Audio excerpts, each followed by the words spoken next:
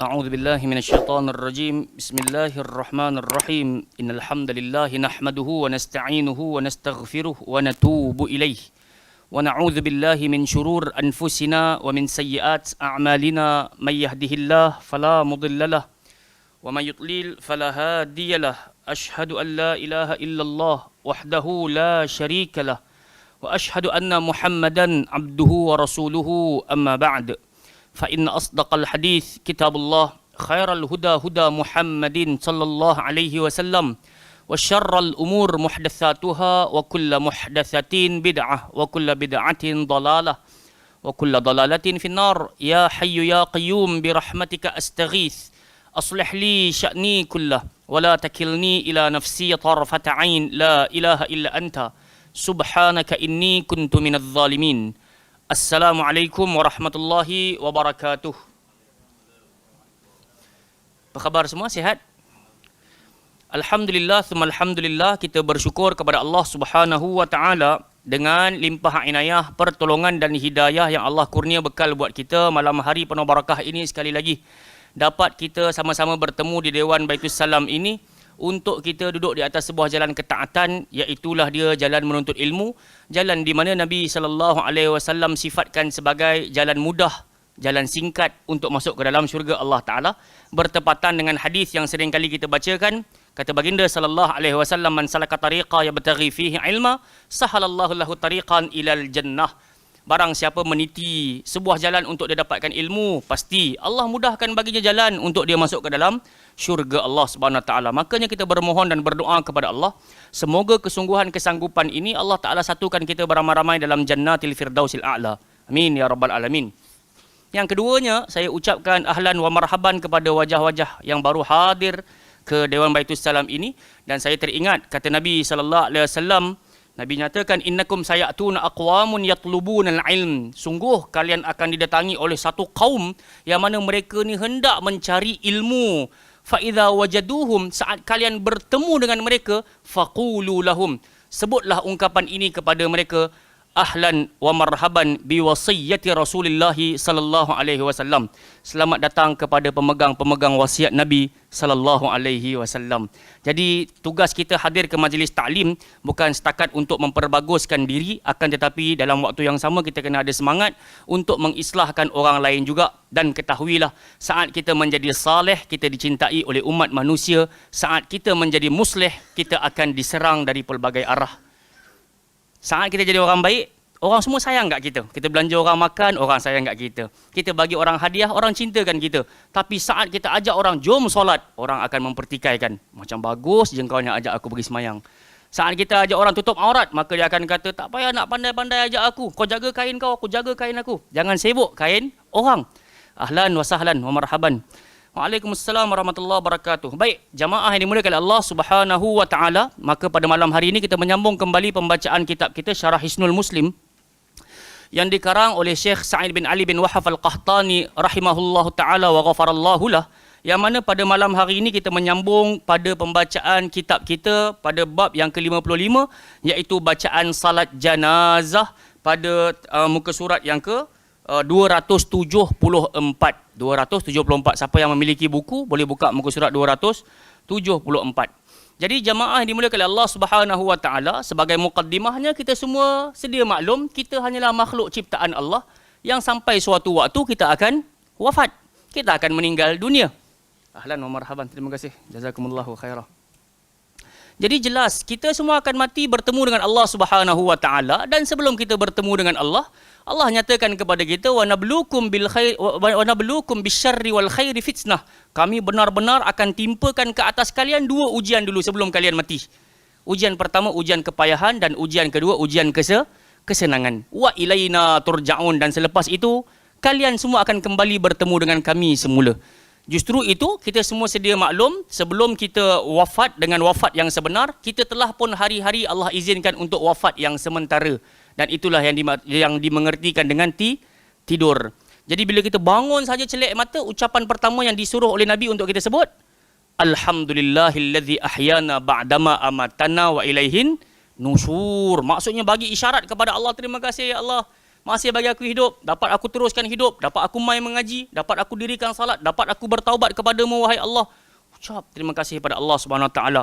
Kerana menjelang hari akhirat, saat kita mati dengan sebenar-benar kematian, berapa ramai di kalangan umat manusia mereka berharap-harap kepada Allah Subhanahu Wa Taala, farji'na, farji'na, tolong kembalikan kami, tolong kembalikan kami. Untuk apa?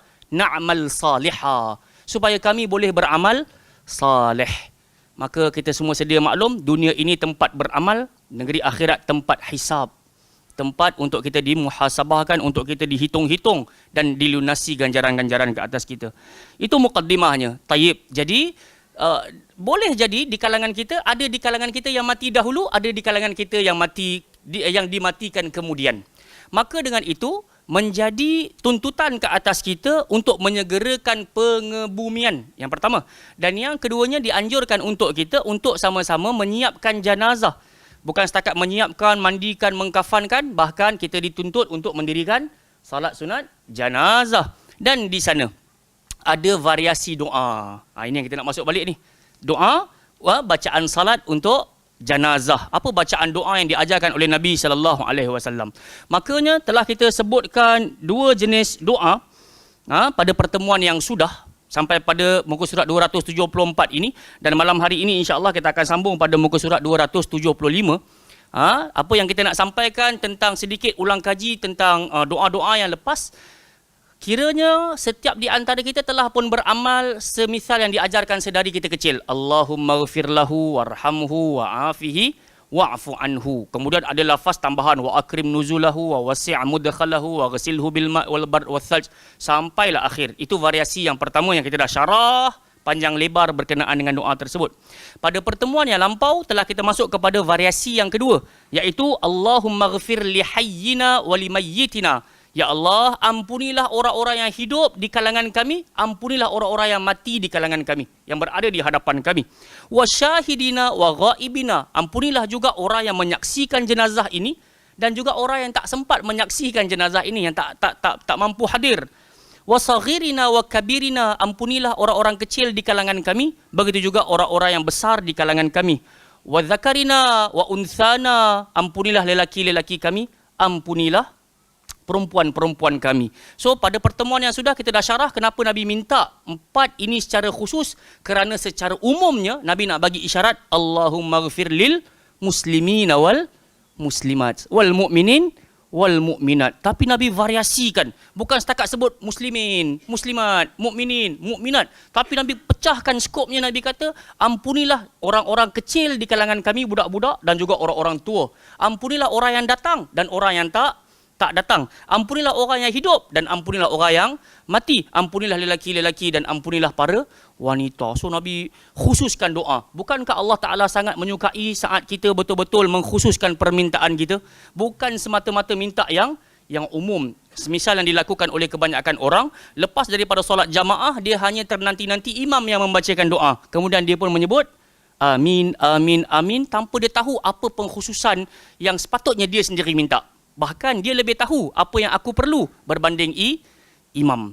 Jadi Allah Ta'ala sangat suka saat kita berdoa kepadanya dengan permintaan yang khusus.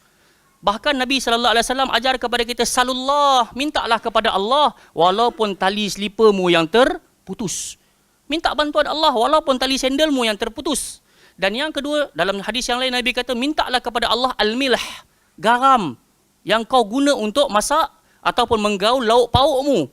Walaupun duit kita dekat dalam bank boleh beli kilang garam sekalipun, tapi Nabi nak bagi isyarat kepada kita, kau minta secara khusus kepada Allah. Ya Allah, berilah kepada aku garam yang mampu untuk aku sajikan makanan kepada ahli keluargaku yang dapat aku nikmati. Sampai tara tu Nabi didik kita, mintalah kepada Allah. Tapi ramai di kalangan kita kurang cakna, maka dia menjadikan manusia sebagai perantaraan untuk dia minta kepada Allah. Tak cukup dengan orang hidup, dia minta dengan orang mati. Padahal Nabi ajar kita sendiri direct, kau minta terus pada Allah. Iza sa'alta fas'alillah wa iza sta'anta fasta'in billah. Kalau kau nak minta apa-apa, minta direct dengan Allah. Kalau kau nak minta bantuan apa-apa, mintalah bantuan direct dengan Allah. Kemudian Nabi doa lagi, Allahumma man ahyaitahu fa'ahyihi 'alal Islam. Duhai Allah, barang siapa yang kau masih bagi peluang kepada kami ni untuk teruskan hidup, maka hidupkanlah mereka di atas jalan Islam. Wa man tawaffaitahu minna fatawaffahu 'alal iman. Barang siapa yang kau matikan di kalangan kami, matikanlah dia dalam keadaan beriman. Allahumma la tahrimna ajrahu wa la tudillana ba'dahu. Ya Allah, jangan engkau hapuskan ataupun halangi kami mendapatkan pahala seperti yang diperoleh oleh orang ini, dan jangan engkau sesatkan kami setelah kewafatannya. Okey, ini yang kita dah bahas pada pertemuan yang sudah. Jadi kalaulah ada keinginan dalam solat kita, tiba-tiba ada jenazah wafat depan kita, kita pun diundang untuk solat jenazah. Pergilah. Kenapa? Saya kira semua di kalangan kita sedia maklum, kalau kita pergi menyaksikan dan juga mensolatkan jenazah tersebut, kita akan dapat pahala sebesar 1 qirat, dan 1 qirat bersamaan dengan sebesar gunung Uhud. Ini janji Nabi SAW dan sangat merugi. Saya kiranya kalau kita pergi Mekah, Madinah, hampir setiap waktu kita dengar as-salatu 'alal amwat rahimakumullah, as-salatu 'alal mayyit, as-salatu 'alal al-mar'ah, macam-macam. Maksud nak bagi tahu ada jenazah, dan ramai di kalangan kita berebut-rebut. Tapi dekat Malaysia, kiranya ada orang mati, jarang orang suka nak pergi isi jadual salat jenazah tersebut. Boleh jadi mungkin dia kata tak ada kena-mengena dengan aku, padahal dekat Mekah pun kawan yang mati tu pun tak ada kena-mengena dengan dia juga, tapi dia berebut-rebut nak dirikan salat. Tapi dekat tempat kita ni boleh jadi kurang ajakan, kurang apa kita panggil, diberitahu kepentingan dan juga keutamaan pahala ganjaran salat sunat jenazah ini. Baik, poin utama kita sekarang adalah apa yang aku nak baca pada takbiratus salisah, takbir yang ketiga. Sebab salat jenazah tak memerlukan rukuk, tak memerlukan sujud. Jadi kita hanya setakat mengangkat 4 kali takbir. Yang takbir pertama, apa nak kena baca? Sebelum Al-Fatihah, dianjurkan isti'adzah. A'udzubillahi minasyaitanirrajim. Tak payah doa iftitah. A'udzubillah terus masuk bismillah, Al-Fatihah, alhamdulillahirabbil alamin. Takbir yang kedua salawat, dan yang ketiga yang kita nak belajar pada malam hari ini yang sambungannya, okey. Selain daripada Allahumma ghfir lahu warhamhu wa'afihi wa'fu anhu kalau dia lelaki. Allahumma ghfir laha warhamha wa'afiha wa'fu anha kalau dia perempuan. Kalau dia 2 orang, Allahumma ghfir lahuma warhamhuma wa'afihima wa'fu anhuma. Kalau dia ramai, Allahumma ghfir lahum warhamhum wa'afihim wa'fu anhum. Jadi begitu. Itu antara variasi, dan saya kira ramai orang dekat tempat kita memang baca doa itulah. Jadi kita yang sebagai penuntut ilmu ni, kita nak angkat darajat kita daripada awam menjadi talabatul ilm, para penuntut ilmu. Dan saat kita beramal dengan kita punya ilmu tu, maka layaklah kita digelar sebagai ulama. Tapi bukan kita yang sanjung diri kita, aku ulama, bukan begitu. Boleh faham? Jadi kenapa kita kena jadi orang pandai ni, orang alim ni? Sebab Nabi kata fa innal alima la yastaghfiru lahu man fis samawati wa man fil ardi hatta al haitanu fil bahr. Keutamaan menjadi orang berilmu, seluruh penduduk langit, seluruh penduduk bumi, sehinggakan ikan dalam air pakat-pakat berdoa kepada Allah, ya Allah, ampunkan dosa dia, ampunkan dosa dia, ampunkan dosa dia. Maka dengan itu kita datang pada malam hari ini bukan nak tunjuk kita pandai, tapi kita cuba nak mendapatkan ilmu supaya suatu hari nanti kita mampu untuk beramal, dan moga-moga dengannya seluruh penduduk langit bumi hatta ikan-ikan dalam air mendoakan pengampunan untuk kita. Amin ya rabbal alamin. Baik, jadi pada malam hari ini jom kita sama-sama sebutkan doa sebelum kita pergi kepada penerangan lebih terperinci pada muka surat 275, doa yang ke-158. Jom sama-sama kita sebutkan, Allahumma inna fulana ibna fulanin fi zimmatika wa habli jiwarika faqhi min fitnatil qabri wa azabin nar wa anta ahlul wafa wal haqqi faghfir lahu warhamhu innaka anta al-ghafurur rahim, innaka antal ghafurur rahim. Boleh? Jadi itu di antara doa yang ketiga yang dapat kita belajar pada malam hari ini, yang dibacakan oleh siapa? Junjungan besar Nabi kita Muhammad sallallahu alaihi wasallam. Dalam posisi nak bagi tahu kepada kita, kita boleh berdoa dengan variasinya. Tidak mesti Allahumma ghfir lahu warhamhu wa'afihi wa'fu anhu. Dia tidak hanya sebatas Allahumma ghfir li hayyina wa li mayyitina. Tak. Makanya kita boleh baca pada malam hari ini dengan menyebutkan nama fulan bin fulan secara direct. Kalau contoh yang mati tu nama dia Muhammad Faiz bin Usman, kan? So kita boleh direct baca Allahumma inna Muhammadan Faiz ibn Uthman fi zimmatik. So kita boleh baca macam tu. Kita sayang sangat dekat ayah kita, kita sayang sangat kat mak kita, kita sayang kat kawan-kawan kita, kita boleh direct sebut nama dia dekat dalam takbir tu yang ketiga. Dalam solat janazah kita. Jom kita tengok. Datang daripada mana hadis ini jalannya? Ni cerita pasal sanad ni kan? Kan? Tak, kita tak bahas bab sanad lah. So kita tengok terus kepada dalilnya. An Wathilah bin Al-Asqa' radhiyallahu anhu qala shalla Rasulullah sallallahu alaihi wasallam ala rajulin minal muslimin fa asma'ahu yaqul. Kata Wathilah bin Al-Asqa' radhiyallahu anhu, apa katanya? Shalla Rasulullah, suatu hari Nabi sallallahu alaihi wasallam mendirikan salat janazah ala rajulin minal muslimin, ke atas seorang lelaki di kalangan orang-orang Islam, fa asma'ahu yaqul, dan di kala itu aku telah mendengar Nabi sallallahu alaihi wasallam membacakan doa ini. Nabi membacakan doa ini. Dan apakah doa tersebut yang kita baca beramai-ramai tadi? Allahumma inna fulana bin fulanin fi zimmatika, yang membawa erti, ya Allah ya Tuhanku, sesungguhnya fulan bin fulan berada dalam tanggunganmu. Wa habli jiwarika, dia turut berada dalam pendampinganmu. Faqihi, jauhkanlah dia min azabil qabr, daripada terkena azab kubur, ataupun min fitnatil qabr, daripada fitnah kubur, dan juga wa azabin nar, jangan sampai dia terkena azab neraka. Wa anta ahlul wafa wal haq, sesungguhnya engkau selalu menunaikan janji dan juga kebenaran. Faghfir lahu warhamhu, ampunilah dia, kasihanilah dia. Innaka antal ghafurur rahim, sesungguhnya engkau maha pengasih lagi maha pengampun lagi maha mengasihani. Jadi dekat sini kita dapat lihat Nabi sallallahu alaihi wasallam, yang pertamanya Nabi membaca secara kuat.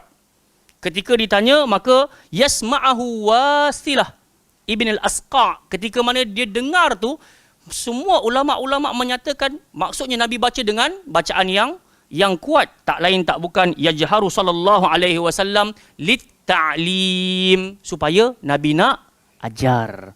Kalian nak baca apa? Sebab kita dituntut untuk follow rapat Nabi sallallahu alaihi wasallam, bukan pandai-pandai mengadakan benda yang Nabi tak buat. Walaupun kadang-kala benda tu baik dari sudut logik akal, tapi jika mengikuti petunjuk Nabi sallallahu alaihi wasallam, itulah jalan bahagia. Kenapa engkau buat macam ni? Nabi buat. Kenapa engkau baca macam ni? Nabi baca macam ni. Jadi kita rasa lapang dada. Nak beramal tu tak rasa halat. Tapi kalau benda tak ada ni, kita rasa macam betul. Dari sudut logik akal nampak elok, molek, cantik. Tapi bila tidak ada sandaran, menyebabkan kita terkapai-kapai dan cuba-cuba mencari pelbagai bentuk alasan dan jalan keluar supaya membolehkan yang benda tadi pun jadi boleh. Tapi dah terbentang jelas di depan mata kita, apa nak kena bikin, apa nak kena sebut, jangan tinggalkan. Jom kita lihat kepada perbahasan doa ini. Sebagaimana saya buat sedikit pembacaan, makanya disebutkan salatul jinazah rahmatun lil mayyit. Kenapa didirikan solat janazah? Tak lain tak bukan kerana rahmat untuk si mati. Maksud rahmat, selain daripada rahmat itu sendiri, dia bererti sebagai tanda kasih kita kepada orang yang baru wafat. Jadi jalan kasih kita tu dengan buat macam yang Nabi suruh, dan kita sebut macam yang Nabi pohon-pohonkan. Dan di dalam doa, di dalam bacaan yang ketiga dalam takbir ni, kalau kita perasan, di dalamnya ada permohonan ampun dan permohonan kasih sayang. Kasihanilah dia. Jadi sebenarnya itulah tujuan utama kenapa kena dirikan salat. Selain daripada dapat bersilaturrahim, orang dapat berkumpul, kawan-kawan lama dah tak jumpa, kawan kita meninggal, semua dapat berkumpul balik. So itu rahmat juga. Dalam waktu yang sama kita dapat mendoakan kebaikan orang yang baru wafat secara khusus. Kadang-kadang kita terlupa. Abang terlupa muka saya terlupa muka abang, terlupa muka Abu Talha, terlupa. Dan kita tak boleh nak ingat selalu. Tapi saat ada kematian melibatkan seseorang daripada kenalan kita, maka kita boleh doa secara khusus dengan menyebutkan nama dia. Kemudian apa katanya lagi? Faqad syuri'at lid du'a ilah, telah disyariatkan untuk kita mendoakan jenazah tersebut. Wa 'alal muslim alladhi yusalli 'alal mayyit an yajtahida fid du'a ilah bil maghfirah war rahmah. dan menjadi keutamaan ke atas seorang Muslim saat mendirikan salat ke atas jenazah, apa dia kena buat? Dia hendaklah bersungguh-sungguh berdoa di dalam doanya dengan dua hal. Bil maghfirah war rahmah. Pohon keampunan kepada Allah dan pohon kerahmatan untuk siapa? Si mati. Cantik. Wa kana an-nabiy sallallahu alaihi wasallam yusari'u fi shalah ala man mata minal muslimin. Dan Nabi sallallahu alaihi wasallam merupakan orang yang sangat bersegera untuk mendatangi, menyaksikan dan mendirikan solat jika ada di kalangan kaum muslimin yang wafat ataupun meninggal dunia. Fa salatuhu alaihim nurun wa rahmah. Dan solat yang Nabi dirikan merupakan cahaya dan juga tanda kasih kepada si mati. Kita dah pernah syarah dah dahulu berkenaan dengan salat. Nabi sallallahu alaihi wasallam sebut apa? At-tuhur syatrul iman. Kebersihan itu sebahagian daripada iman. Walhamdulillah tamla'ul mizan. Kalau engkau sebut alhamdulillah, mizan Allah menjadi berat, timbangan Allah berat. Wa subhanallah walhamdulillah tamla'u au tamla'ani ma bainas samawati wal ard. Kalau engkau sebut subhanallah walhamdulillah, maka timbangan Allah akan menjadi lebih berat daripada langit dan juga bumi. Wassalatu nurun. Solat itu merupakan cahaya. Wassadaqatu burhanun. Sedekah engkau itu merupakan dalil dan bukti keimananmu. Nak jadi orang yang beriman ni, antara dalil dan buktinya, dia tak takut nak belanja. Tak kisah belanja orang ke, belanja isteri ke, belanja anak-anak ke, belanja kawan ke, belanja jiran ke, belanja. Ada duit, jangan simpan-simpan. Boleh faham? Maksud simpan-simpan ni kadang-kadang ada orang dia suka menghitung-hitung sampai tak belanja langsung. Saya pernah jumpa satu karakter, hatta dia nak beli baju untuk diri sendiri pun dia takut-takut. Dia ada duit. Dan dia takut-takut. Dia nak berjalan, pergi tempat peranginan pun dia risau. Takut duit jatuh dan juga duit habis. Bahaya. Jadi apa nak kena bikin? Nabi SAW kata, tanda seseorang itu beriman saat dia bersedekah. Dalil, dia burhan, petunjuk kepada keimanan. Wassabru diyaun. Dan kesabaran itu merupakan cahaya yang lebih besar. Maka dengan itu kita nak relatekan dekat sini, kenapa kita mendirikan salat, kenapa Nabi SAW bersegera mendirikan salat, kerana disebutkan fasalatuhu alaihim nur. Salat Nabi SAW untuk jenazah merupakan cahaya. Dan kita pun tahu, menjelang hari akhirat, sebelum kita semua masuk dekat dalam syurga, amin ya rabbal alamin, kita akan berjalan, meniti jalan-jalan untuk masuk ke dalam syurga. Semisalnya Allah kata, nuruhum yas'a baina aidihim wa bi aimanihim. Cahaya akan memenuhi dari arah depan dan arah kanan. Sampai-sampai orang beriman dan para nabi ni ketika mana melihat orang-orang munafik meraba-raba dalam kegelapan nak cari jalan keluar dekat akhirat, berkatalah orang-orang beriman tadi, yaquluna rabbana atmim lana nurana waghfir lana. Duhai Tuhan kami, sempurnakan cahaya kami, ampunilah dosa-dosa kami. Innaka ala kulli syai'in qadir. Sesungguhnya engkau maha berkuasa atas tiap-tiap sesuatu. Maksudnya dalam Quran sendiri Allah dah bagi tahu kepada kita, kita sangat memerlukan cahaya menjelang hari akhirat. Sebenarnya jangan kita akhirat, kat dunia pun. Kalau Allah Ta'ala takdirkan, mati, terpotong elektrik. Tak ada elektrik sekarang, bukan sekejap lagi, sekarang. Apa bakal berlaku sekarang ni? Gelap gelita ni. Dan agak-agaknya kita nak berjalan ke mana? Nak ke mana? Saya ke belakang langgar dinding, abang ke depan langgar meja. AT ke belakang, masuk bilik ada katil, boleh baring. Contoh. So maknanya macam tu. Kita akan tak tahu nak ke mana ni, nak ke depan tak kena, nak ke belakang tak kena. So dia meraba-raba dalam kegelapan. Dek kerana itu untuk kita mendapatkan cahaya kehidupan duniawi, jaga salat.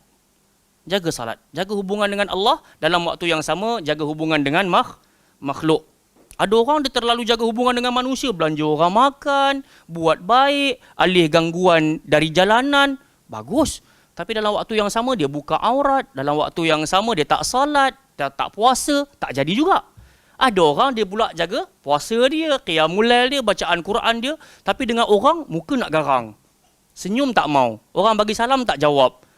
Lepas tu bengis. Tak ada kelembutan. Akhirnya tak dapat juga rahmat dan kasih sayang Allah. Sebab tu Nabi kata, man la yarham, la yurham. Siapa yang tidak menyayangi, dia juga tidak layak untuk sayangi. Okey, kita patah balik kepada syarahan hadis ni. Wa kana yaghdabu idza fatahu dzalik. Nabi akan marah kalau ditinggalkan jenazah ni dalam tempoh yang panjang. Maksudnya Panjang sangat sampai ada kesan lah. Jenazah tu tak di apa dia buat? Tak diuruskan, betul. Barakallahu fiik, tak diuruskan. Li'annahu ursila rahmatan lil alamin, kerana nabi ini diutuskan sebagai rahmat untuk sekalian alam, bukan lil muslimin sahaja. Bukan lil mukminin sahaja, tapi lil alamin. Kedatangan nabi, pokok pun dapat rahmat, angin pun dapat rahmat, munafik pun dapat rahmat, orang kafir pun dapat rahmat. Boleh faham? Kan? Sebab tu jalan kita berperang dengan orang kafir dan kita bunuh dia bersegera, dalam keadaan segera, itu rahmat untuk dia.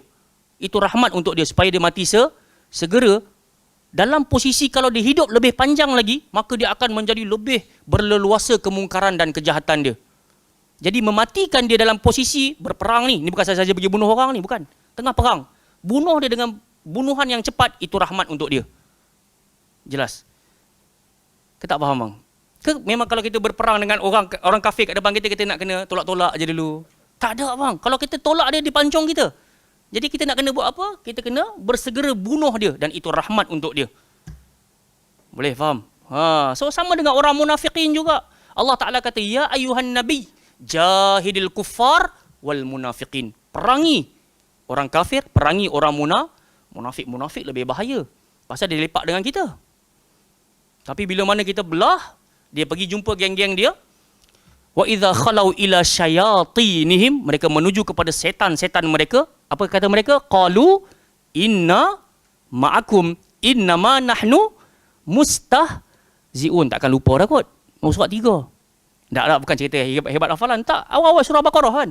Pernah dengar kan?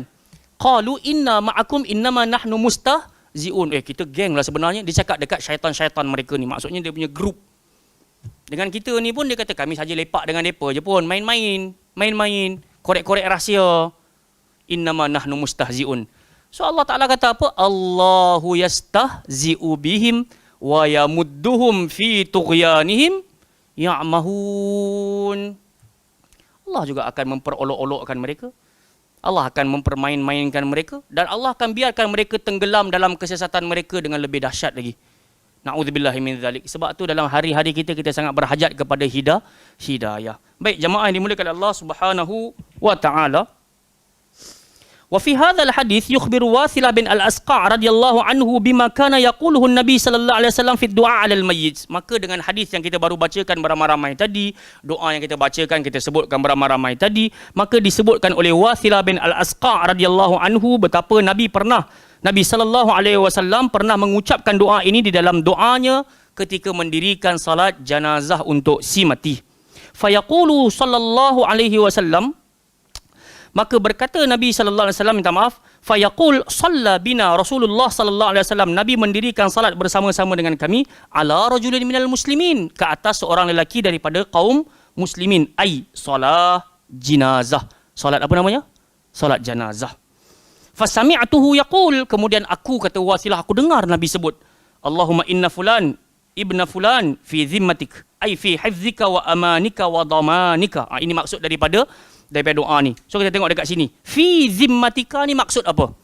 Ya Allah, ya Tuhanku, sesungguhnya fulan bin fulan berada di bawah pengawasanmu. Apa maksud pengawasan tu dekat sini? Betul tak pengawasan? Tanggungan. Fi hifzika wa amanika wa damanika. Ini maksud daripada perkataan zimmatik. Zimmatik ni ada 3 erti. Hifz, penjagaan. Yang kedua, maksudnya adalah amanika. Selain daripada penjagaan, berada dalam keamanan yang ditanggung olehmu, wahai Allah. Dan juga wadamanika, berada di bawah jaminanmu. Kita ni semua berada bawah jaminan siapa? Allah Subhanahu wa Ta'ala. Kita tak mampu nak berpijak atas kaki sendiri tanpa bantuan Allah Subhanahu wa Ta'ala. Sama macam kita selalu duduk sebut-sebut kan. Kita dapat petunjuk malam hari ni pukul 8 ada kelas di Baitus Salam tingkat 1, Salak Saud, Kuala Lumpur. Kita dapat hidayah tu. Hari Ahad, minggu kedua, minggu keempat ada kelas. Tapi jika Allah Azza wa Jalla tak bagi taufik dan bantuan, boleh sampai tak? Tak boleh. Makanya kita bukan datang atas kemampuan diri sendiri. Tak lain tak bukan dia dengan petunjuk yang Allah ilhamkan dan Allah bagi bantuan. Kalau kita bersemangat daripada rumah tadi pakai baju elok-elok, gosok baju pakai serban, bawa tongkat tasbih sekali pun, Tiba-tiba kalau Allah Ta'ala takdirkan tayar motor kita pancit, tiba-tiba ada aksiden dan tak menyebabkan kita nak datang, boleh sampai tak? Tak boleh sampai juga. Okey, tayyib. Jadi itu maksud zimmatik, tanggungan. Kemudian li'annahu kana yusalli subha ma'ahum. Kenapa Nabi sallallahu alaihi wasallam sebutkan doa ini kepada si mati ni? Pasal si mati itu tadi dia solat subuh bersama-sama dengan kami. Ini di antara yang disebutkan syarahannya. Kenapa Nabi doa Allahumma inna fulan bin fulan fi zimmatik? Sebab kawan tu waktu subuh dia semayang sekali dekat belakang Nabi sallallahu alaihi wasallam ja'alahu fi zimmatillah. Maka Nabi sallallahu alaihi wasallam pun menyatakan lelaki ini berada di bawah jaminanmu wahai Allah, di bawah tanggunganmu wahai Allah. Li'annahu kana yusalli subha ma'ahum, li'annahu man shalla subha kana fi zimmatillah. Bukankah ada hadis Nabi sallallahu alaihi wasallam sebut barang siapa yang menuju ke masjid untuk solat subuh, maka dia berada di bawah jaminan siapa? Allah Subhanahu wa taala. Maka jelas Nabi pun doakan jaminan untuk dia. Faham? So laki ni dia semayang kat belakang Nabi. Menjelang beberapa waktu dia pun mati. So Nabi saksikan dia ada dekat belakang Nabi dan Nabi pun sebut Allahumma inna fulana bin fulanin fi zimmatik, berada di bawah tanggunganmu wahai Allah Azza wa Jal. Sebab Allah kata siapa semayang subuh aku tanggung, aku jamin dia. Jamin apa? Wallah ta'ala alam. Jamin keperluan, kecukupan, penjagaan. Allah jamin. Sebab tu kita jangan tinggal solat subuh dan solat-solat yang difardukan, yang telah diwajibkan. Baik. Kemudian kita tengok lagi apa erti daripada wahabli jiwarika. Apa dalam terjemahannya? Dalam perdampinganmu. Ai ij'alhu fi amanin minal azab wa fi kanafi hifzika. Okey, maksudnya apa? Jadikanlah dia terselamat daripada terkena azab. Maksud habli jiwarika ni berada dalam perdampinganmu, ya Allah. Selamatkanlah dia, amankanlah dia daripada terkena azab dan jadikanlah dia orang yang senantiasa berada di bawah penjagaanmu. Wal habl, apa maksud al habl? Dekat sini kan ada wa habli jiwarika. Al habl huwal ahdu wal mitsaq. Dia adalah janji. Mitsaq pun janji juga. So macam mana kita nak sebut? Janji dan apa? Perjanjian. Mitsaq perjanjian, al ahdu janji. Dia berada di bawah janji dan perjanjianmu wahai Allah. Jagalah dia wahai Allah. Faqihi, maka dekat sini Nabi sallallahu alaihi wasallam minta faqihi min fitnatil qabri wa azabin nar. Ai najjihi min su'alil qabri wa anwa'i azabihi min adh-dhulumati wad-dayyiq. Ya Allah, ya Tuhanku, selamatkanlah dia dengan jalan dia mampu menjawab soalan-soalan di dalam kubur, wa anwa'i azabih, dan juga jenis-jenis azab dan ujian dari sudut kegelapan dan kesempitan. Dari sudut kegelapan dan kesempitan. Kalau kita baca doa yang pertama tu kan, ada doa apa? Wa wassi' mudkhalahu. Betul? Wa akrim nuzulahu. Muliakanlah tempat tinggalnya. Wa wassi' mudkhalahu. Luaskanlah apa? Kuburnya, tempat masuknya. Wa wassi' mudkhalahu waghsilhu bil ma' wal barr wal thalj. Bersihkanlah dia, mandikanlah dia daripada apa? Air sejuk, air dan juga air salji. So diminta oleh Nabi pada doa yang pertama tu. Dan ini variasinya Nabi kompres. Maksudnya waqfaqihi min fitnatil qabr. Inilah fitnah-fitnah kubur yang bakal berlangsung. Soal jawab yang jika amal kita betul-betul sahih atas muka bumi, amalan ni akan tolong jawab. Akan jadi pihak. Sama juga dalam hadis kalau kita baca kitab At-Tibyan fi Adabi Hamalatil Quran karangan Imam An-Nawawi, Quran yang kita baca hari ni, ketika kita mati dalam kubur, dia akan menjelma sebagai seorang lelaki yang berwajah cantik, berwajah tampan. Dan kita pun bertanya siapa engkau, maka dia akan sebut aku adalah Al-Quran yang selalu engkau bacakan. Maka aku akan menjadi sebagai pembela engkau. Penting, sebab tu kita biasa baca doa khatam Quran kecil-kecil dulu. Allahumma arhamna bil Quran waj'alhu lana imaman wa nuran wa hudan wa rahmah. Allahumma dhukkirna minhu ma nussina wa 'allimna minhu ma jahilna warzuqna tilawatahu ana al-laili wa ana an-nahar waj'alhu lana hujjatan. Jadikanlah dia pembela ke atas kami, ya rabbal alamin, wahai Tuhan sekalian alam. Sebab itu ada hadis Nabi sallallahu alaihi wasallam, al-Quran hujjatun laka au alaika. Quran yang ada di sisi kita ni, dia boleh jadi pembela kita dan dia juga boleh menjadi pendakwa ke atas kita. Faham? Pendakwa. Ada kat rumah cantik, solid, elok je letak kat dalam robok. Ada di sisi kita Quran tu. Tapi once kita mati, dia datang sebagai seorang lelaki dan dia bagi tahu, aku ada Al-Quran yang kau biar-biarkan dan kau langsung tak baca, tak selak pun aku. Dan dia akan dakwa kita. Kalaulah kita claim kat dalam kubur pun aku seorang ahli Al-Quran, maka dia akan dakwa. Tak pun. Akulah Quran tu.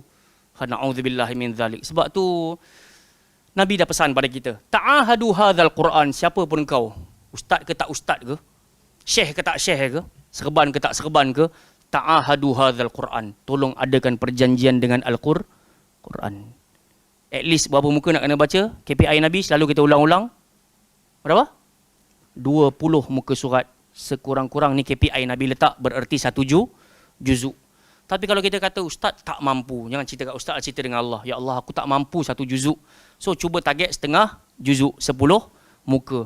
Tak mampu pun jangan cerita dengan makhluk, cerita dengan Allah. Ya Allah, aku hanya mampu sehari aku 5 muka. Tak dapat 5 muka, 1 muka. Tak dapat 1 muka, dapat 5 baris pun jadilah. Maknanya Allah pesan kat kita, kau jaga ni dulu. Nabi pesan kau jaga ni dulu. Dalam Quran pula Allah pesan, fa iza faraghta sob. Kalau abang, kakak-kakak dah boleh jaga setengah muka setiap hari, Allah kata fan sob. Tambah lagi 5 baris, minta maaf. Dah jaga 5 baris, top up lagi 5 baris. Satu muka surat ada berapa baris? 15 baris. 15 baris. Jagalah sehari, jaga 5. Besok naik 5 baris lagi. Lusa naik 5 baris lagi. Dah habis satu 3 hari habis muka, 3 hari habis muka. Itu jauh lebih baik daripada tunggu Ramadan saja. Kemudian tiba-tiba khatam, hashtag dan Al-Baqarah, hashtag dan juz 30. Musibah. Faham tak? Itu jauh lebih baik dapat 3 hari sekali satu muka, 3 hari satu muka surat. Jauh lebih baik. Baik, kita pergi pula kepada penerangan yang berikutnya. Wa'adzabin nar, jauhkanlah dia daripada terkena azab api neraka. Li'annahuma sabilun labudda minhu likulli mayyit. Sebab ini merupakan jalan yang pasti bagi sekalian jenazah. Maksudnya apa? Dia mesti kena tengok adanya azab jahannam, azab neraka ni. Kita ni beriman ke kita tak beriman ke? Allah kata, "Tsumma latarawunnaha 'ainal yaqin." Siapa pun kau ustaz ke, kau tak ustaz ke, kau menteri ke, kau orang biasa ke, "Tsumma latarawunnaha 'ainal yaqin." Kau kena tengok dengan mata kepala kau sendiri, yang mana hari ni kita berjuang sungguh-sungguh tak nak masuk neraka tu, kau kena tengok dulu. Baru kau diselamatkan daripada neraka tersebut dan kau dipersilakan masuk dalam syurga Allah Subhanahu Wa Taala. Li'annahuma sabilun la budda minhu likulli mayyit. Siapa pun jenazah, siapa pun si mati, dia akan lalu 2 jalan ni. Kubur dan juga laluan menuju syurga tu dia kena tengok neraka dahulu. Jadi sebab tu dalam solat kita Nabi ajar kita, fil alamin innaka hamidum majid. Antara doa yang paling simple, Allahumma inni as'alukal jannah wa a'udzubika minan nar. Ya Allah, aku nak masuk syurga. Ya Allah, aku tak nak masuk dalam neraka. Okey, jelas dekat situ. Kemudian Nabi kata apa lagi? Wa anta ahlul wafa'i wal haqqi. Apakah maksudnya? Sebelum tu, fannajatu lil mu'min wal halakatu lil kafir. Makanya kejayaan hanya untuk orang beriman, kecelakaan untuk orang kafir. Jelas. Wa anta ahlul wafa' ay bil wa'd. Engkau terkenal sebagai zat yang selalu berpegang pada janji. Ahl. Kita panggil ahlil Quran. Apa maksud ahlil Quran? Syahir? Orang yang selalu berdamping dengan Al-Quran. Sebab tu Nabi kata, Iqra'ul Quran fa innahu ya'ti yaumal qiyamati syafi'an li ashabih. Bacalah Al-Quran kerana Al-Quran akan menjadi syafaat. Apa maksud syafaat? Penolong ataupun pembantu, dalam erti kata yang lain, penggenap bagi mereka yang selalu berdamping, sahabat. Apa maksud sahabat? Orang yang selalu ada dekat sisi kan. Li ashabih. Nabi kata orang yang jadikan Quran sebagai teman karibnya. Kemana-mana ada Quran. Kemana-mana ada je waktu dia nak baca Quran. Quran tu akan jadi syafi'ah. Sebagai pembantu, pembela. Jadi kita nak harap macam tu lah. Sebab tu Nabi suruh buat perjanjian dengan Quran. Ada orang dia hari-hari dengar lagu, tapi dia tak tenang pun. Dan berapa ramai orang yang mendengar kepada muzik dan juga lagu akhirnya memberi kesan kepada diri dia.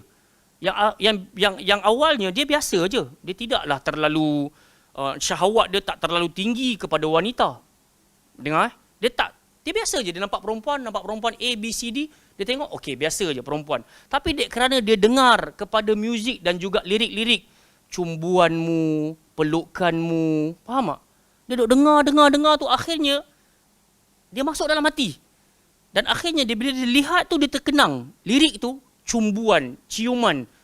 Dia akan automatik akan ingat. Faham tak? Tapi kalau kita, dan dia akan ada keinginan, kalaulah aku dapat cium, kalaulah aku dapat peluk.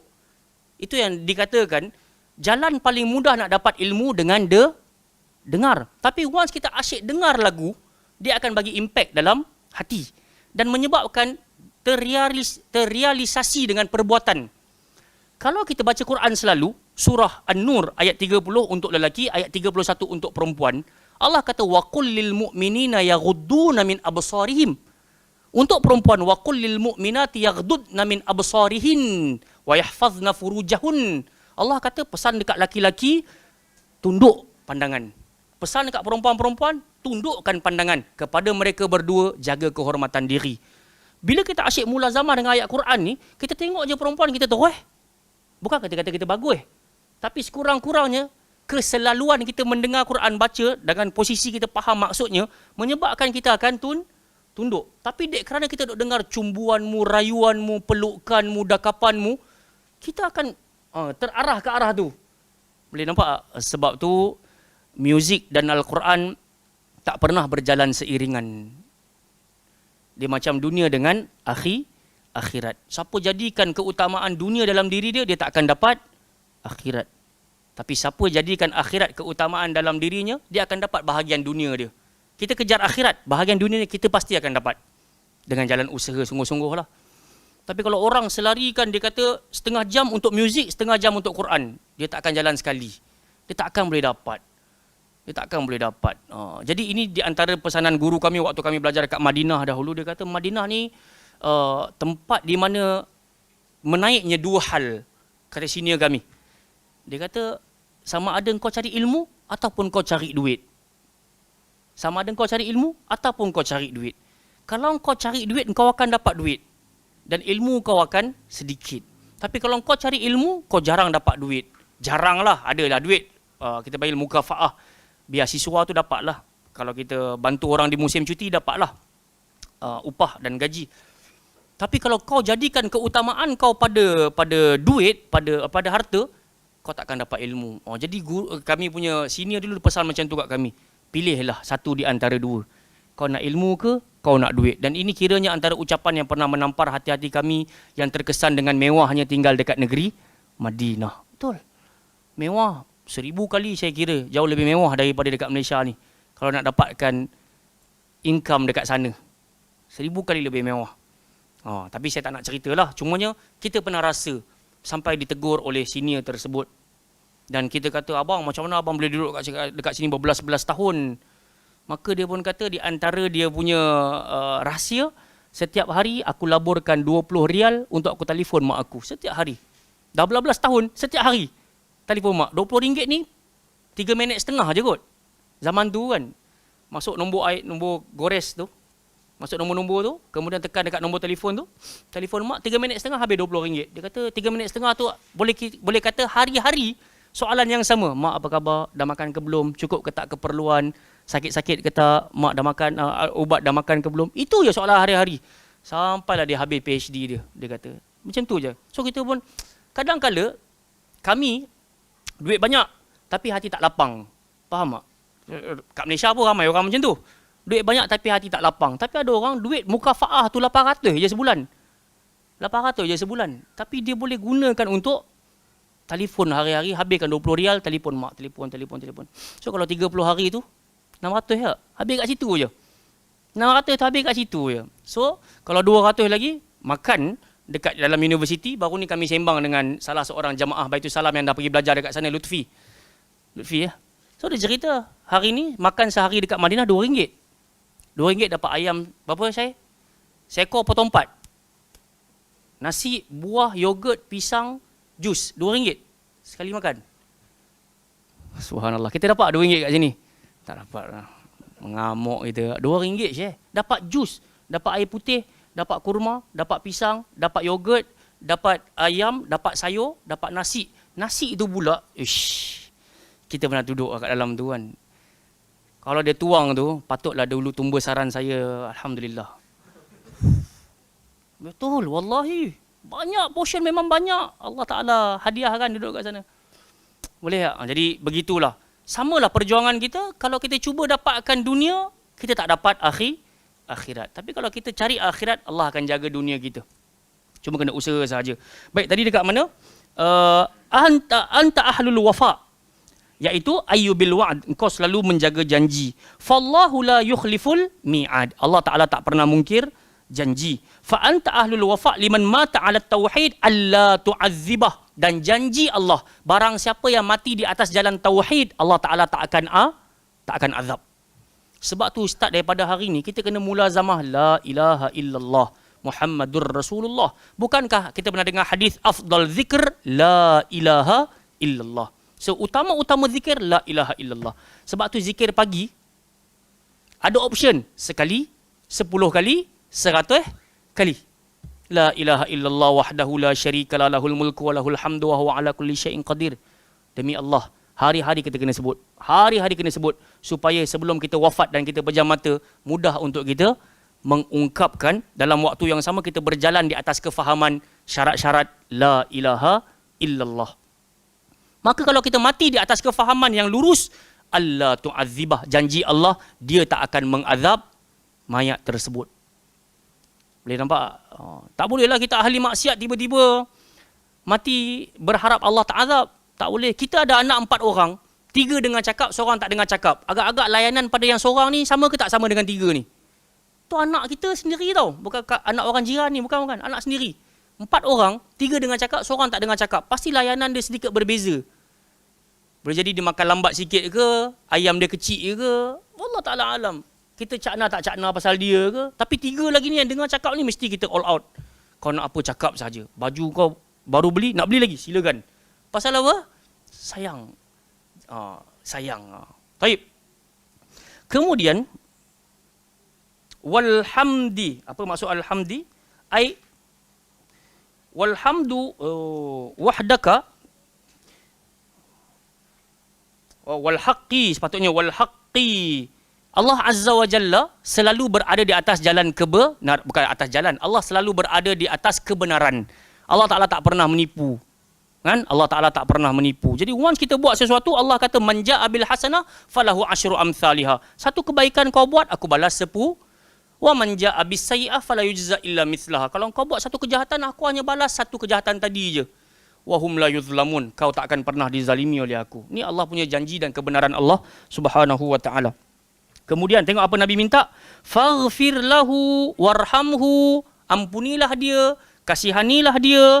Lianna hadza huwa maqsudun as-salati 'alal mayyit. Ketahuilah, kata orang yang mensyarahkan hadis ini, berkata syarih, inilah maksud kenapa solat jenazah didirikan. Supaya kita minta pengampunan dan kasih sayang daripada Allah untuk si mati. Jadi kalau orang tanya kenapa aku tengok engkau ni kalau ada semain jenazah je engkau bercepat-cepatan. Maka kita kata inilah maksudnya. Aku kena bercepat-cepatan supaya aku doakan pengampunan dan juga kasih sayang untuk siapa? Untuk si mati.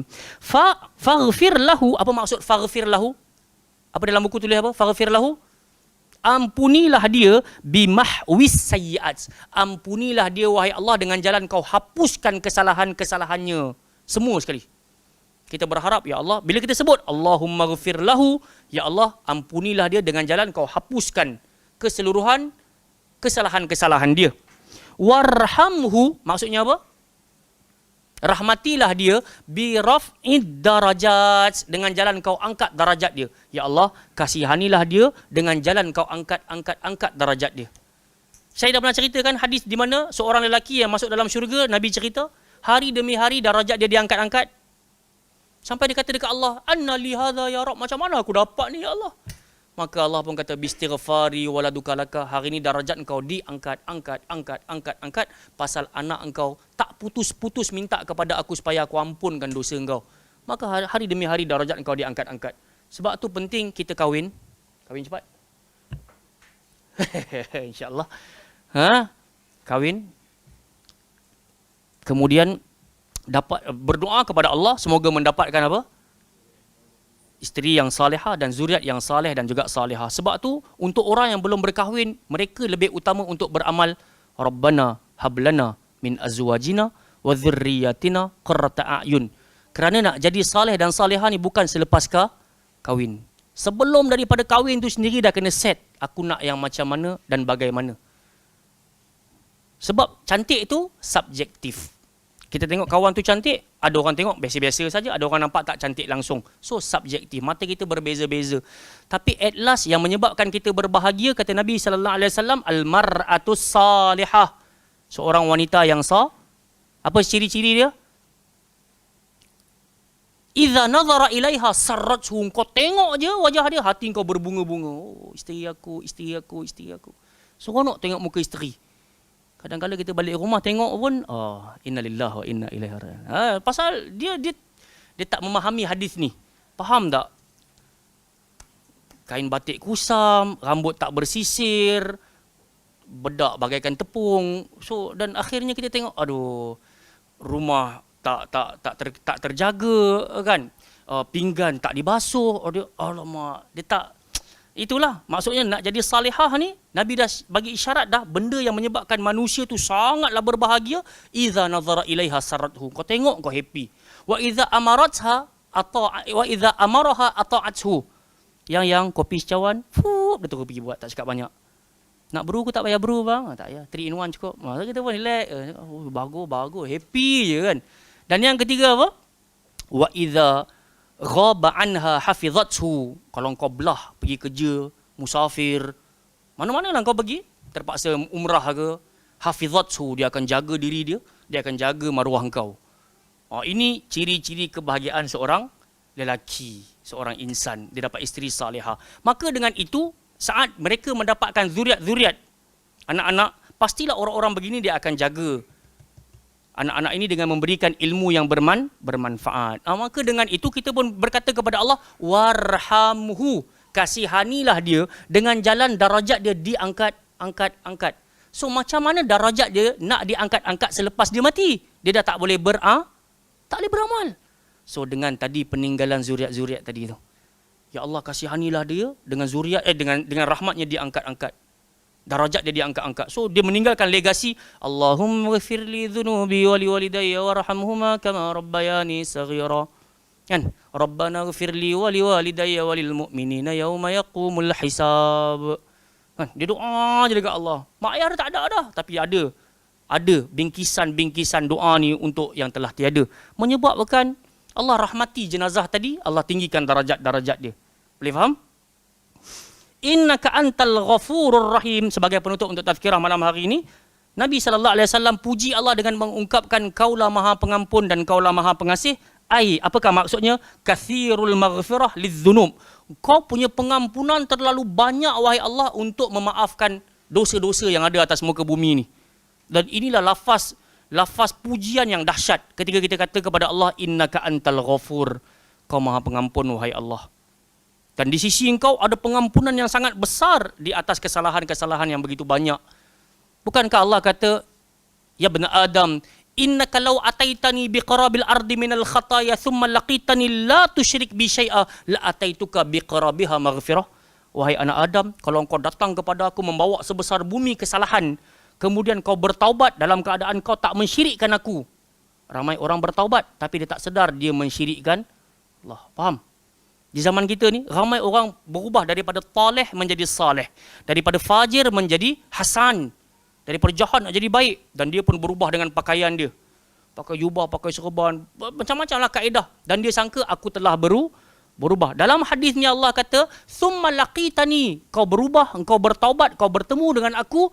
La tusyrik bi syai'a. Dalam posisi kau tak mensyirikkan aku. Sebab tu kalau kita nak bertaubat, kena taubatan nasuha. Cari guru yang betul, tempat yang betul, ilmu yang betul, kitab yang betul, baru taubatnya pun betul. Maka dengan itu Allah kata la ataituka biqarabiha maghfirah. Aku akan bawa sebesar bumi juga kemaafan untuk engkau. Oh subhanallah. Kita punya dosa banyak ni. Allah kata kalau kau bertaubat tak syirikkan aku bawa sebesar bumi juga. Aku maafkan kau wahai anak Adam. Wa kathir rahmah, apa maksud ar-rahim? Innaka antal ghafurur rahim. Wa kathir rahmah biqabulit ta'at. Sifat kasih Allah Ta'ala senantiasa suka menerima ketaatan hamba-hambanya. Kita tahu kita semayang, penat ke tak penat? Penat tak semayang? Nak kena bangun daripada katil, mata bengkak-bengkak mengantuk, nak kena pula ambil wuduk. Kemudian Nabi anjurkan laula an asyqa ala ummati la amartuhum bisiwak inda kulli salah. Sebelum nak solat Nabi kata kalau boleh, kalau tak susahkanlah umat aku harap sangat depa gosok gigi dulu ataupun bersiwak sebelum Benda tu memenatkan. Kalau tak ada kayu sugi, kita pula rasa alamak kayu sugi beruh gigi kat belah sana pula, nak kena pi ambil pula, penat. Betul. Kemudian kita pun dengan dah cerah dah mata lepas ambil wuduk tu, kita pun nak angkat takbir, hadap kiblat, nak bentang sejadah, angkat tangan, baca Fatihah pula. Penat. Benda ni memenatkan. Tapi Allah Ta'ala kata, aku zat yang rahim, maha mengasihani. Dan sifat kasih aku biqabulit ta'at. Ketaatan yang kau buat kerana aku akan terima. Dan bukan setakat terima, tapi aku akan lunasi ganjarannya. So, kalau kita faham seketul-seketul macam ni, kita tak kelang kabut baca bismillahirrahmanirrahim, alhamdulillahirabbil arrahmanirrahim, maliki yaumiddin. Kita tak baca macam tu dalam semayang kita. So kita akan baca dengan posisi fa, cuba memahami. Alhamdulillahirabbil alamin. Faham? Bukankah Allah Ta'ala reply? Allah kata apa bang? Apa Syahir? Hamadani abdi, hamba aku telah memuji aku. Ar-Rahmanir-Rahim, asna alayya abdi, hamba aku puja pula aku. Maliki yaumiddin, majjadani abdi, hamba aku sedang memuliakan aku, telah memuliakan aku. So setiap bacaan kita tu ada balasan, reply daripada Allah Subhanahu Wa Taala. Menyebabkan kalau kita faham hakikat ni, kita tak akan baca Alhamdulillahirabbil alamin, Rahmanir-Rahim, maliki yaumiddin, iyyaka na'budu wa iyyaka nasta'in, ihdinas siratal mustaqim, siratal ladzina waladdallin. Tiba-tiba je kan. Satu. Tambah kita semayang seorang-seorang. Jika semayang dengan makmum, semayang dengan imam, kita menjadi makmum. Kalau imam bagi order, kita kena terus follow. Walaupun baru sampai, iyyaka na'budu wa iyyaka nasta'in, tiba-tiba imam kita bersebut Allahu Akbar. So kita pun rukuk lah. Walaupun di sana ada perbahasan lah. Kena baca bagi habis ke, kena baca tak bagi habis ke. So once kita berpegang, bacaan kita ditanggung oleh bacaan imam, maka bila imam tu bagi order Allahu Akbar, kita pun kena rukuk juga Allahu Akbar. Baik. Kemudian innaka antal ghafurur rahim itu wa fi hadza isyaratun ila sa'atin rahmatihi wa maghfiratihi wa shumulihima. Menerusi doa ini, permohonan ini, dia membawa kepada luasnya rahmat Allah, luasnya pengampunan Allah Subhanahu Wa Taala, dan sangat sempurna pada permintaan tersebut. Boleh? Jadi ini antara variasi doanya. Saya ingat malam ni dapat habis 2 doa ni, tapi rupa-rupanya baru habis doa ni je. So insya-Allah next pertemuan kita akan sambung pada doa yang terakhir berkenaan dengan doa dalam solat janazah. Moga-moga Allah Ta'ala bagi bantuan kepada kita, bukan setakat datang belajar, tapi cuba, selalu saya ingatkan diri saya dan kita semua, try hafal. Kemudian atas motor, cuba try ulang-ulang. Atas kereta, cuba ulang-ulang. Sebab once, kita semua tak tahu siapa di kalangan kita yang tersayang akan pejam dulu. Kalau kita harap ada orang baca untuk kita. Kalau orang, kita boleh baca untuk orang. Kalau isteri kita pejam mata ke, anak-anak kita, mak ayah kita ke, orang yang dekat dengan kita pejam mata, sekurang-kurangnya kita dengan yakin, Allahumma inna, kita boleh sebut nama dia, bintu, bin, kita boleh sebut nama dia, fi zimmatik, wa habli jiwarik. Apa lagi doanya tadi? Faqihi, jauhkan dia min fitnatil qabr wa azabin nar. Kemudian wa anta ahlul wafa wal ahd, faghfir lahu warhamhu innaka antal ghafurur rahim. Cuba baca.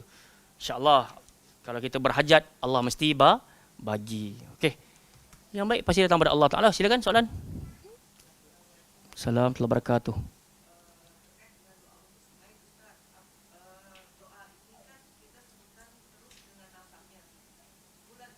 Betul. Okey. Wallahu taala alam, ini amrun ghaibiyat. Ini perkara ghaib, tapi sekurang-kurangnya kita beriman dengan hadis Nabi, innamal a'malu bin niyat. Kita niatkan untuk baca kepada fulan bin fulan, tapi boleh jadi tersilap dalam sebutan. Boleh ulang soalan? Soalannya adalah kita dituntut untuk bacakan doa pengampunan dengan menyebutkan nama fulan bin fulan, tapi boleh jadi sebutan tersebut namanya tersalah. Ali bin Abu, tiba-tiba kita sebut Ali bin Ahmad. Lebih kurang macam tu soalannya. So adakah sampai doa tersebut kepada si mati? Jadi kita sebutkan tadi itu amrun ghaibiyat. Dia benda yang kita tak nampak, kita hanya bermohon dan kita sangka baik dengan Allah, semoga ianya sampai. Dan dalam hadis kalau kita baca apa kita panggil tu, hadis 40 kan, Arba'in Nawawiyah, kita akan jumpa innamal a'malu bin niyat, hadis pertamanya, iaitu setiap amalan terhitung dengan niatnya. Jadi kita berharap semoga kesalahan tadi itu tidak menjejaskan pahala untuk kita sampaikan ataupun doa untuk kita bacakan pada si mati. Sebab tu juga dengan baik-baik sebagai penutup kan, sebelum kita tidur memang kita dituntut untuk baca 2 ayat terakhir daripada surah Al-Baqarah.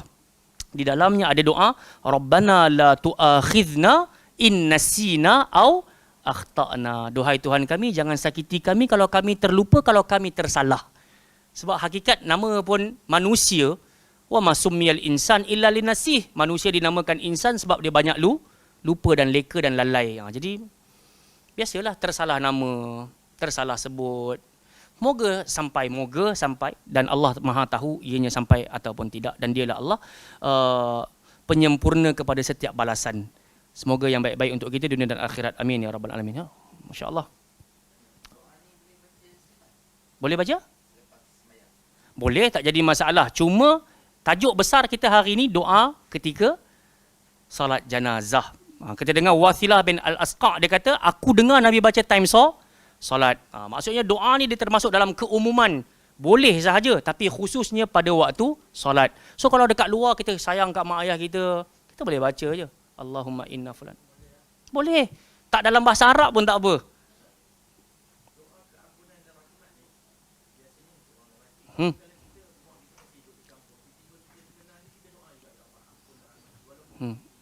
Boleh, tak jadi masalah. Tak jadi masalah. Sebab tu di antara ciri-ciri doa seorang anak yang saleh, maka dia sebut waqur rabbirhamhuma kama rabbayani saghira. Baca doa. Sekejap. Silakan. Zat. Bismillah. Tak jadi masalah. Kenal ke tak kenal, kita boleh doa. Sebab tu dalam tuntutan berdoa, memang Nabi anjurkan untuk kita baca Allahumma ghafir lil muslimin wal muslimat wal mu'minin wal mu'minat al ahya minhum wal amwat, yang hidup ataupun yang telah meninggal dunia. Dan kita tak pernah jumpa yang dah meninggal tu. So ada anjuran untuk mendoakan mereka yang masih hidup dan juga nasab. Silakan.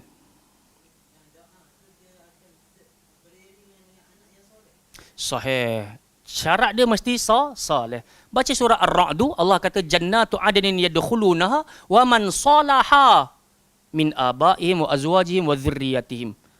Ada satu syurga dekat dalam syurga, di tengah-tengah namanya Adnin. Yang hanya akan menempati jannatu adnin mestilah orang-orang yang soleh. Wa man salaha min abaihim wa azwajihim wa dzurriyyatihim. Kita kalau nak bersanding dekat dalam Jannatul Adnin, Allah Ta'ala letakkan ciri-cirinya. Mak ayah kena soleh, kita kena soleh, isteri-isteri kena soleh, anak-anak kena soleh-solehah. Baru akan berkumpul. Tapi wallahu Ta'ala alam, itu ayat di dalam Quran. Tapi once kita masuk dekat dalam syurga, bukankah permintaan kita akan dipenuhi? So kita berharaplah kita dapat berkumpul dengan orang-orang kesayangan kita di dalam syurga kelak. Cuma syarat utama Allah Ta'ala kata, mesti saleh. Sebab tu selagi mana kita hidup, kita boleh menuju jalan kesalihan. Innal hasanat yudhibnas sayyiat. Kebaikan yang kau buat hari ini akan menghapuskan kesalahan yang lampau dan menyebabkan kau meniti jalan saleh. Silakan.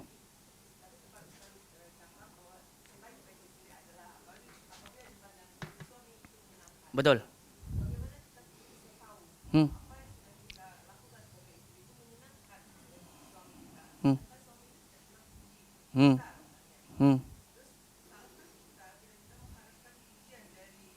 Hmm. Oh, tak jadi masalah. Sebab dengar, saya jawab yang nombor 2 tu kan. Makna katanya, kita manusia sangat cenderung kepada puji-pujian. Betul tak? Sebab itu bila Nabi SAW nak pergi melaksanakan haji, Nabi sebut apa? Labbaika umratan wa hajjan, la sum'atan wala riya'an. Aku menuju engkau wahai Allah untuk melaksanakan umrah dan haji, tidak kerana sum'ah, tidak kerana riak. Sum'ah maksudnya apa? Suka dendangan pujian. Riaan, suka orang tengok kita buat satu-satu amalan. Okey, jadi dalam sudut ibadah pun Nabi cerita benda tu. Maksudnya Nabi nak bagi tahu kepada kita, siapa pun kita sangat suka kepada pujian. Dan seorang isteri sangat layak mendapat pujian dari suami. Dan itulah yang sepatutnya seorang suami buat. Sebab tu dia dianjurkan untuk berkahwin, supaya dia boleh membahagiakan pasangan. Tidak hanya dengan bagi hadiah, tapi sekurang-kurangnya dengan sebatas senyuman dan juga ucapan terima kasih. Oh, kalau kita dengar dulu Ustaz Armin Halim Naro, rahimahullah ta'ala punya ceramah berkenaan dengan cinta kan. So kita boleh tengok apa masalahmu wahai lelaki. Apa yang membebankanmu duhai lelaki untuk mengucapkan ucapan terima kasih kepada pasanganmu atas kelelahannya menguruskan rumah tangga dan anak-anakmu. So makna katanya, kita yang lelaki ni tugas kita berat ke tak berat? Setelah didendangkan ataupun setelah disajikan, dijamukan dengan kebaikan isteri, kita hanya dituntut untuk sebut syukran. Terima kasih wahai cinta hatiku. Dalam bahasa-bahasa romantik kan. Terima kasih wahai cinta hatiku. Thank you my sweetheart. Dan semisalnya, sebut ucapan-ucapan tu. Dan dia akan menaikkan rasa cinta, rasa kasih. Tapi kita kerana terlalu egois, kerana terlalu rasa aku ada segalanya. Makan kau pun aku yang bagi. Minum kau, pakai kau pun aku yang taja. Takkanlah aku tak cakap terima kasih pun kau tak. Kau terasa hati. Tak. Sebab manusia ni dia sangat memerlukan kepada rasa dihargai. Bukankah hadis Nabi kata, la yashkurullah man la yashkurun nas. Tidak dianggap seseorang berterima kasih kepada Allah kalau dia tak berterima kasih kepada manusia. Jadi seorang isteri tak salah kalau dia ternanti-nanti dan dia sendiri boleh ajarkan kepada suaminya dengan adab dan juga akhlak. Bang, saya juga orang biasa bang, dan saya pun rasa sepatutnya saya dihargai. Tapi nak bagi nasihat macam tu kena pilih waktu terbaik. Kawan baru balik kerja 6 petang jam, masuk-masuk saya layak dihargai. Habis.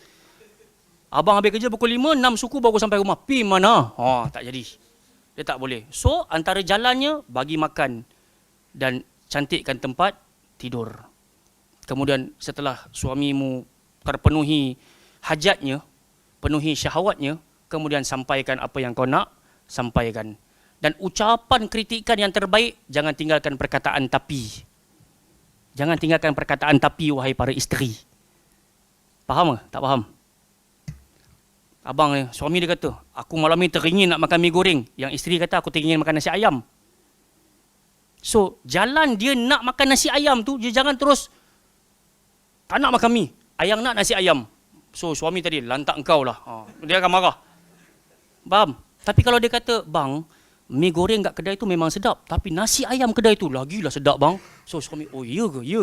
Dia akan jatuhkan ego dia. Tak apalah, aku lupakan mi goreng tu. Dan aku layan perut isteriku untuk dapatkan nasi ayam. So, ada, kita panggil politik dalam ucapan. Okey. Wallahu ta'ala a'lam. Ada lagi, subhanallah.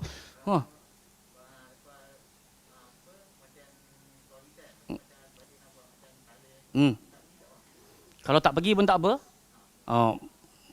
Sebaik-baiknya tak pergilah. Silakan. Betul. Dan kalau kita tak pergi, tak jadi masalah. Betul, tak jadi masalah. Cuma begitulah, still kena ada diplomasi dalam penyampaian. Jangan tunjuk yang kita ni, macam mana kita nak sebut? Betul, kita berpandukan Quran dengan sunnah. Tapi jangan tunjuk yang kita ni penentangannya tu tanpa adab dan akhlak. Cakap baik-baik, saya minta ampun, minta maaf. Dengan ilmu yang kita dapatkan, tak membenarkan untuk kita buat dan hadir. Harap faham dan moga-moga tidak ada tomahan. Cakap baik-baik macam tu saja. InsyaAllah ada orang akan faham.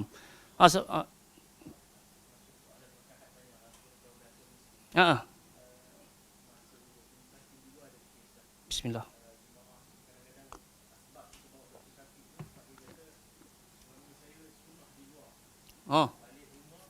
Punah. Hmm. Hmm. Hmm. Faham.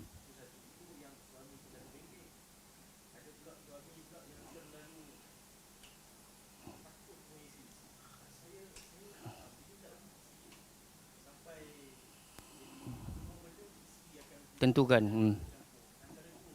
Okey, faham. Macam mana? Oh, nasihat. Okey, nasihatnya. Uh, soalan pertama tadi sekali lagi. Terlalu garang. Okey, dah dapat tangkap dah. Okey. Dan selekeh. Taib.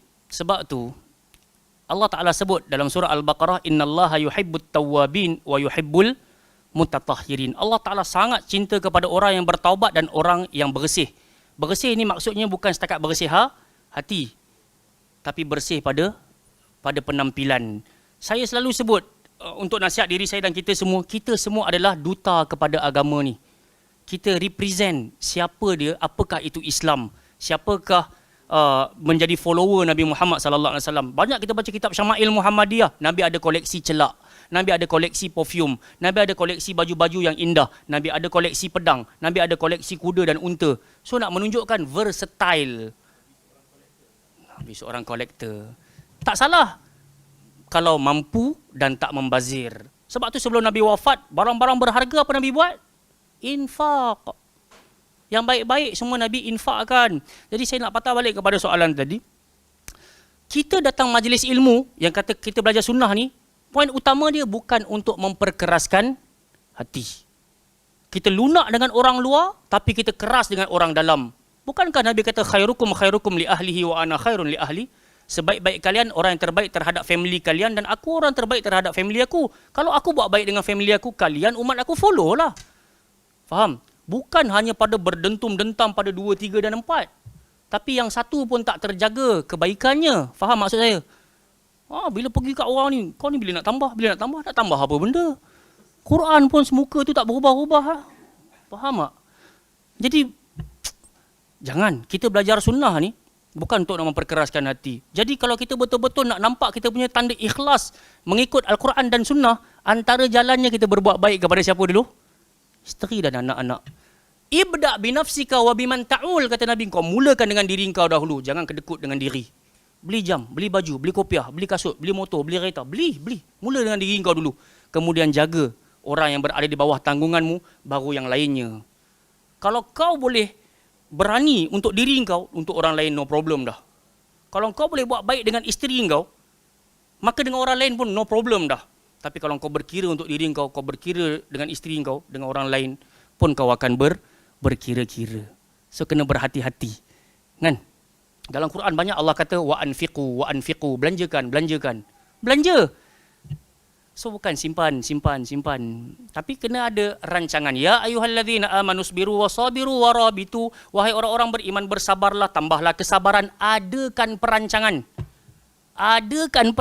La'allakum tuflihun, moga-moga kau berjaya.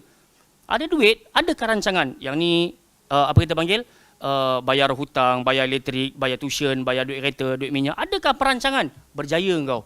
Tapi kalau kau tak ada rancangan, ambil Menate, ambil Starbucks, tak ada langsung simpanan. Dan akhirnya takdir Allah aku miskin. Bukan. Rancangan tak ada. Dan akhirnya isteri akan bengang. Beras kat rumah tak cukup, jam 1000 beli. Perancangan tak kena. Dan itu menyebabkan pergolakan rumah tangga. Jadi berbuat baik dengan isteri. Dan saya kira kebanyakan suami yang senang-senang malam-malam boleh pergi lepak minum ke, kan? Dia boleh tengok bola ke, dia boleh majlis ilmu sampai pukul 11 malam sekali pun. Kerana dia jaga hak isteri, dan isteri tadi faham. Keperluan aku telah pun terpenuhi. Jadi kalau kau nak ambil your time, yang kita panggil apa, me time tu, silakan. Tapi isteri akan rasa tak puas hati kalau kita asyik me time, keperluan dia tak dipenuhi. Kemudian untuk yang kedua tadi, isteri terlalu kontrol suami. Berhati-hatilah suami untuk ditaati. Kerana Nabi SAW sebut, kalau aku diperintahkan untuk menyuruh seseorang sujud kepada seseorang, la amartun nisa an tasjuda li zawjiha, pasti aku akan suruh isteri sujud kepada suami. Nak bagi tahu besarnya apa kita panggil? Darajat, tingkatan suami berbanding orang lain. Jamaah yang dimuliakan oleh Allah Subhanahu Wa Taala, kiranya hormatlah kepada suami, dan insya-Allah mudah-mudahan cakap yang baik-baik dengan suami, dan jangan jadi queen control. Berhati-hati sebab kita risau kita nampak hebat di mata umum. Suami aku tak boleh keluar. Tulis kat status Facebook. Kawan-kawan pun gelakkan. Kiki screenshot bagi kat satu grup. Kena ejek, kita pun moral down. Jangan. Na'udzubillahi min dzalik. Daraballahu mathalan lilladzina kafaru imra'ata Nuhin wa imra'ata Lut. Dalam Al-Quran Allah kata kami tunjukkan permisalan orang-orang kafir. Siapa dia? Dia adalah isteri Nabi Nuh. Dia adalah isteri Nabi Lut. Isteri Nabi Allah kata kafir. Sebab apa? Kalaulah ikut kepada kebaikan di zaman tu, dia pergi panggil penduduk kampung. Ada orang handsome datang kat rumah aku. Orang-orang kampung mesti kata terima kasih dan kau baik. Betul? Tapi di sisi Allah, falam yughniya anhuma minallahi syai'an. Langsung tak ada kebaikan di sisi Allah Subhanahu Wa Taala. Wa qila dakhulan nar ma'ad dakhilin. Masuklah kalian berdua, wahai isteri Nuh, wahai isteri Lut, ke dalam neraka bersama-sama dengan orang yang dimasukkan ke dalam neraka. Na'udzubillahi min dzalik. Jadi kita hari ni, kalau isteri kita pun lawan cakap kita ke ataupun tak dengar cakap, so dia adalah benda yang tak mustahil. Di zaman Nabi sendiri pun ada di kalangan para isteri yang melawan. Jadi adalah ujian kekeluargaan tu akan ada. Cuma hari demi hari sebelum kita mati, kita penuhkan ilmu dengan ilmu yang bermanfaat sampai kita jadi suami misali, sampai kita jadi isteri yang salihah. Dengan itu kita ajar generasi kita menjadi anak-anak zuriat yang saleh dan salihah. Wallahu taala a'lam. Jadi kuliah kekeluargaan malam hari ini, alhamdulillah, bermula daripada kematian sampai kahwin. Tak kahwin juga tak tahu. Sahib, dari guru-guru kami dulu sebelum balik, dia tak habis-habis akan mendoakan kami, zawwajakumullahu bikran wa thayyiba. Semoga Allah kahwinkan kalian dengan anak dara dan juga janda-janda. Amin ya rabbal alamin. Ini untuk kalian insya-Allah. Saya dah, alhamdulillah. Subhanakallahumma wa bihamdika asyhadu an la ilaha illa anta astaghfiruka wa atubu ilaik. Sallallahu ala nabiyina Muhammad ala alihi washabihi wa baraka wasallam. Assalamualaikum warahmatullahi wabarakatuh.